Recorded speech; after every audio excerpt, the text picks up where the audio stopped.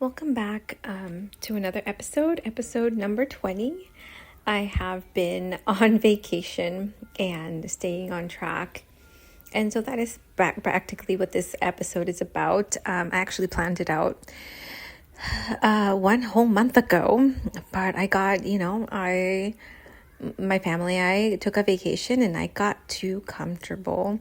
And so I had to kind of put this on the side, and I got busy then with work and raising a family. And so here we are, we're back, and I'm so glad you're here today and we're here today.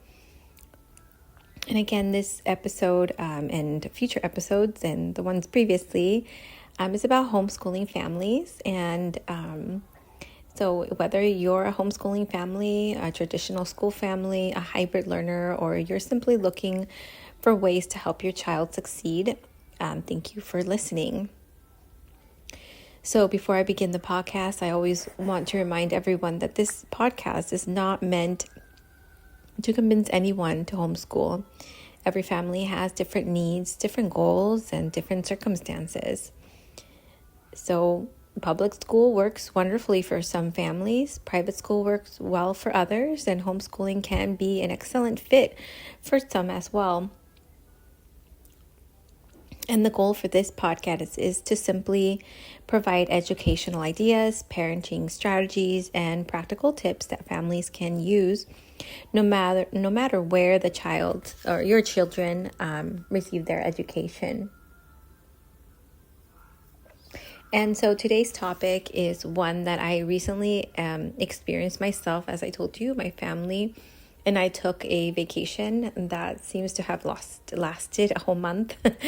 And when we returned home, everyone was exhausted. I was tired. The kids were tired. The house needed attention because, we still have to clean up. The laundry was we need to do laundry. Our routines, changed as we became, when we go on vacation mode. So, like I said, this just reminds me how incredibly easy it can be to fall out of good habits. And so here's the important lesson. Don't let yourself stay off track. The longer you're away from your routine, the harder it becomes to return to it. So today we're going to discuss why routines matter and how to recover after vacations, why schedules reduce stress, and how consistency creates confident children.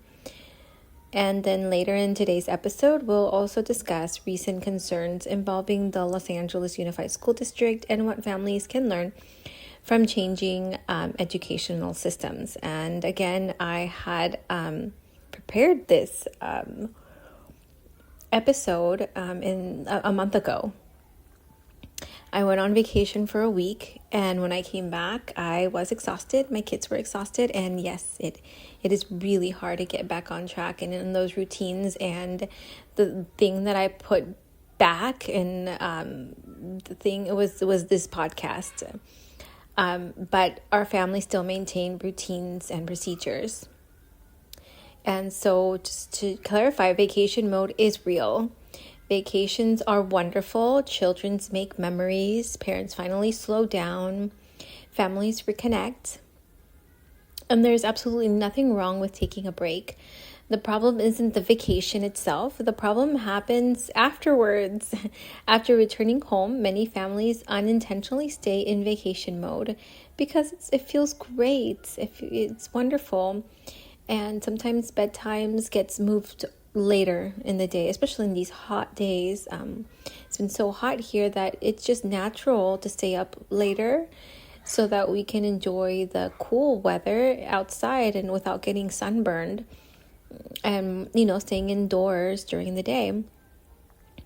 So we wake up at different times. Meals become inconsistent. The television sometimes increases for many families. And some children get tablets, iPads, iPhones, and they stay on those a lot longer. So what do you think is going to happen once they return to school?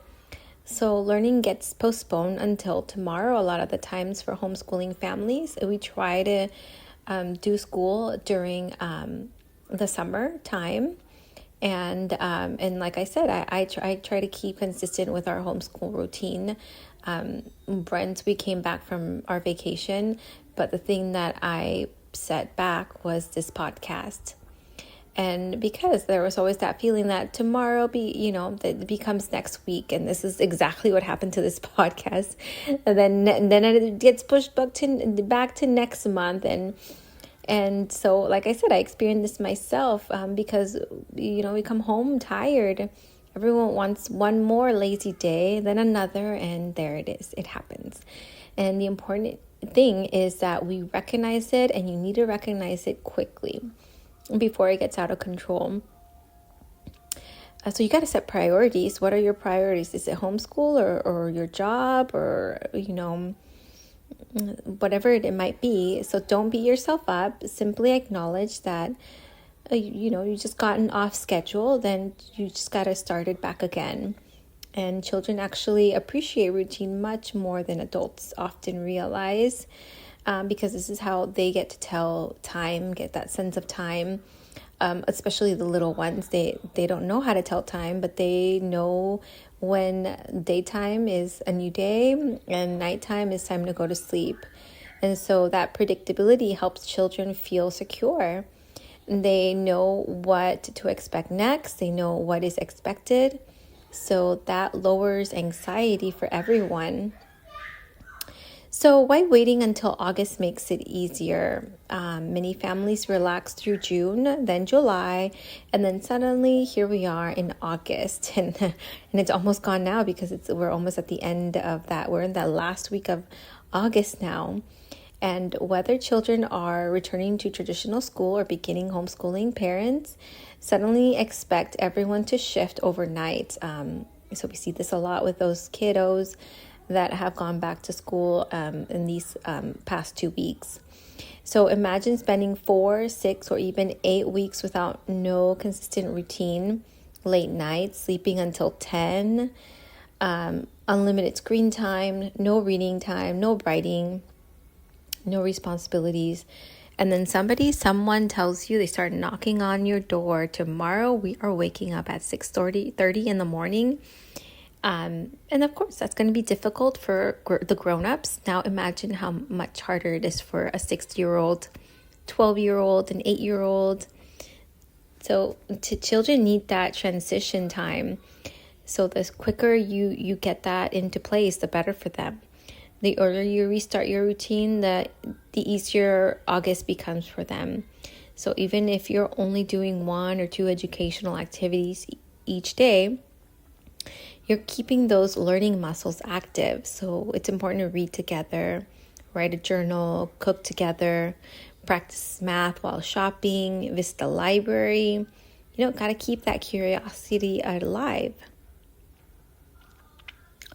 So today's episode is brought to you by Brightman's Academy. Looking for additional educational support? Bright Minds Academy offers engaging online Zoom classes designed to supplement your child's learning in a fun and encouraging environment. Classes may include reading, early literacy, math support, science, social studies, kindergarten, reading readiness, homeschool help, homework help, small group learning. So whether your child attends public school, private school, charter school, or learn at home, our virtual classes are designed to build confidence while making learning enjoyable. So visit our website for upcoming class schedules and enrollment information. Now let's get back to today's episode. Your schedule should be visible. So this is exactly what we are targeted for all children of all ages. And so one of the biggest mistakes families make is keeping that schedule inside the parent's head or their iPhone. But children should be able to see it.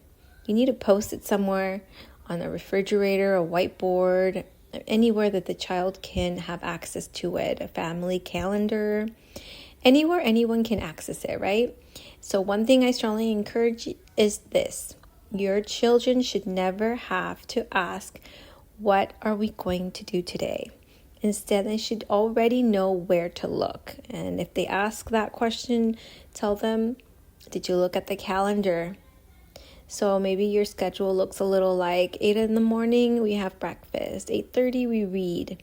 9:15, we do some math. 10, we go outside and play. 11, you do some science.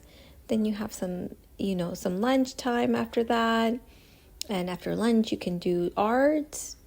Then by art time, then a family walk. And then you've got dinner. And so notice something. The exact times aren't the important part, because life happens, appointments happen, babies need naps, parents work. So that's okay. The schedule is simply your guide. Instead of asking, what are we doing today? You should be asking, did we finish reading today? Did we practice math today? Did we go outside today? If the answers are no, you know what still needs to happen. That creates accountability without unnecessary stress. So you don't need to yell at them or anything like that. So it's just we have flexibility. Doesn't mean that there's no routine. We can still be flexible. So some people hear the word schedule and immediately start thinking it means every minute must be planned. And that's not true. Children need that flexibility, and so do parents. But flexibility works best when it's built upon structure. So think of your schedule like getting directions from your phone. Sometimes traffic causes a detour.